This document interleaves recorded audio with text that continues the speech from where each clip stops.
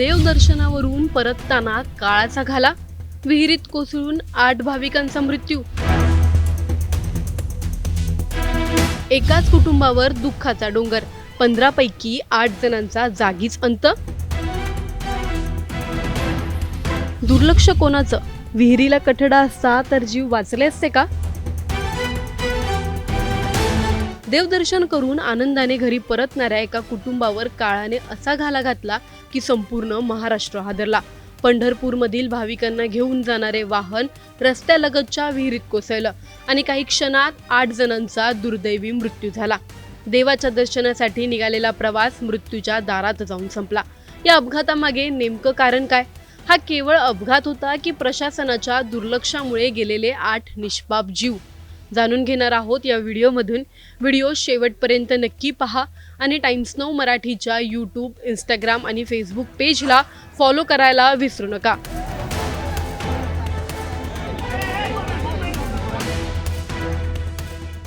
माळशिरस तालुक्यातील तांदुळवाडी परिसरात घडलेल्या या भीषण दुर्घटनेने संपूर्ण राज्याला धक्का दिला आहे. पंढरपूरच्या इजबावी परिसरातील सागर चौगुले यांनी आपल्या कुटुंबियांना आणि लहान मुलांना म्हसवड येथील कुलदैवत सिद्धनाथाच्या दर्शनासाठी नेण्याचा निर्णय घेतला होता.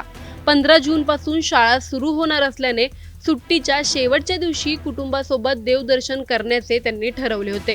दर्शन आटोपल्यानंतर सर्वांनी एकत्र जेवण केलं. आनंदाचं वातावरण होतं. घरी परतण्याची घाई होती. मात्र नियतीच्या मनात काहीतरी वेगळंच होतं. काही अंतर पुढे गेल्यानंतर वाहनावरील नियंत्रण सुटलं आणि छोटा हत्ती थेट रस्त्यालगतच्या विहिरीत कोसळला. गाडीत एकूण 15 जण प्रवास करत होते. अपघातानंतर काही क्षणात आक्रोश सुरू झाला. विहिरीतील पाण्यामुळे अनेकांना बाहेर पडता आलं नाही. 8 जणांचा पाण्यात बुडून मृत्यू झाला.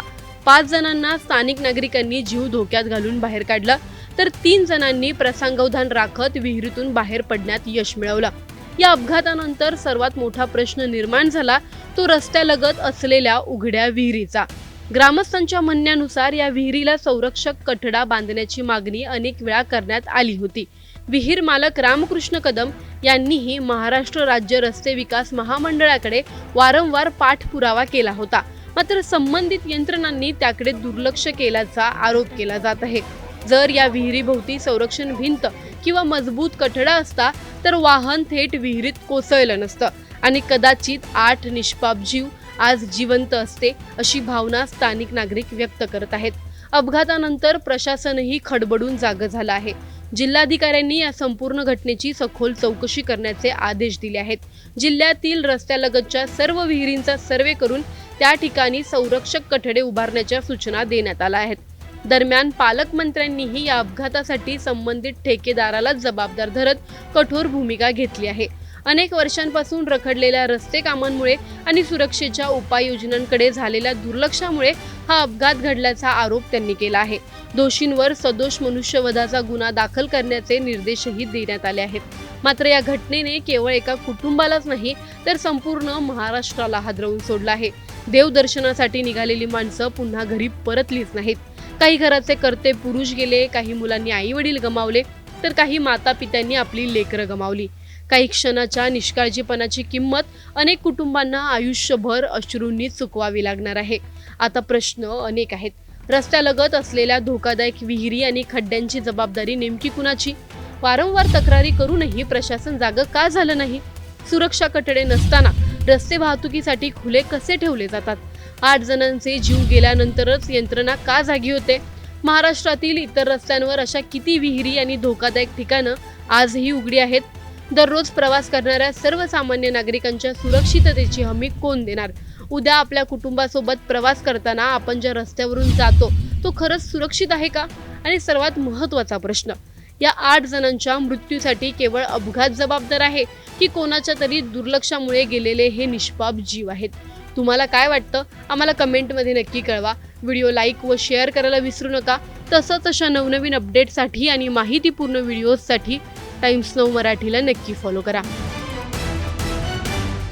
8 डेड बॉडी या ठिकाणी आहेत. मला वाटतं 14-15 लोक त्या गाडीमध्ये होते आणि ते अचानक म्हणजे ते जे प्रत्यक्षदर्शी आहेत त्याचे नातेवाईक आहेत ते सांगत होते की अगदी काही कुठे दणका लागला नाही, झटका लागला नाही, डायरेक्ट विहिरीमध्ये ती गाडी गेली आणि त्यात 5-6 लोकांना वाचवण्यामध्ये त्यांना 8 लोकांना वाचवण्यात यश आलं 16 लोकांपैकी, आणि 8 त्या ठिकाणी मृत पावलेले आहेत. त्यात 2 लहान मुलं आहेत, 6 महिन्याची मुलगी आहे, 2.5 वर्षाची आहे.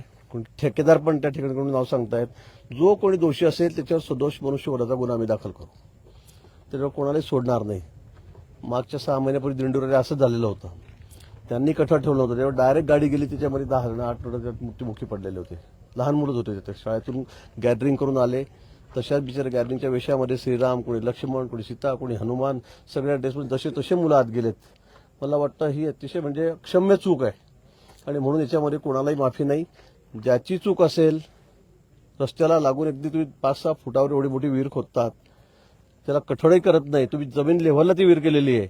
मला वाटतं ही अतिशय मोठी चूक आहे, आणि म्हणून याच्यावर मनुष्यवधाचा गुन्हा या ठिकाणी आम्ही त्या ठिकाणी दाखल करू. कॉन्ट्रॅक्टरच दोषी आहे. या रोडचं काम गेल्या अनेक वर्षापासून चालू आहे, आणि त्यामध्ये वारंवार त्याला सूचना दिल्या, नोटीस दिला, सगळं केलं. प्रत्येक वेळी आदरणीय गडकरी साहेबांनी बैठका घेतल्या, सगळ्या कायद्याचा आधार घेऊन त्याने आजपर्यंत ज्या रस्त्यामध्ये एवढा प्रचंड अडचणी निर्माण केल्या. हा ॲक्सिडेंट झाला, याला कारणही कॉन्ट्रॅक्टर आहे, आणि याच्या अगोदर अनेक लोकांना जीव गमवावा लागला, याचंही कारण कॉन्ट्रॅक्टर आहे. या कॉन्ट्रॅक्टरवर सदोष मनुष्यवधाचा गुन्हा दाखल करण्याच्या सूचना दिलेल्या आहेत, आणि याला कुठल्याही परिस्थितीमध्ये त्याला सोडणार नाही. अनेक ब्लॅकलिस्टेड हा वेगळा विषय आहे, तो खूप छोटी कारवाई आहे. याला कुठल्याही परिस्थितीत त्याला सोडलं जाणार नाही. यामध्ये जे दोषी असतील, MSRDCचे काही अधिकाऱ्यांनी त्याच्याकडे दुर्लक्ष केलं. डायव्हर्टर नाही, कुठं साईनबोर्ड नाही, कुठं काही नाही तिथं.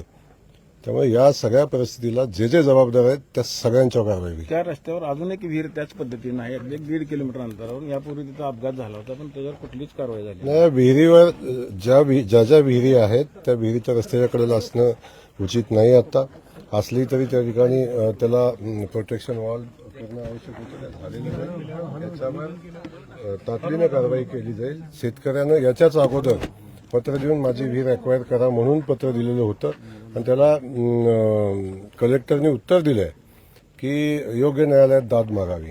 ह्या सगळ्या अक्षम्य चुका आहेत.